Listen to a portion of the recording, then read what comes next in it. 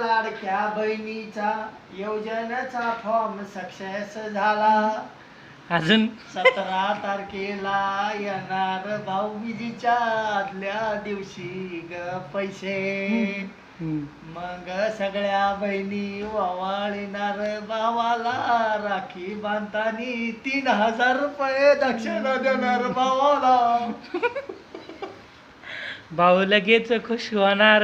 यंदा भाऊबीजीच्या टायमाला बहिणी भावाला राखी बांधून पैसे बी देणार. पहिला हप्ता भावाला द्यावा बहिणीनी 1500चा. या वर्षी रक्षाबंधन आहे खास. लाडकी बहीण मुख्यमंत्र्याची. भावाला करणार खुश ह्या वर्षी. पहिला हप्ता देऊन झालं सॉंग.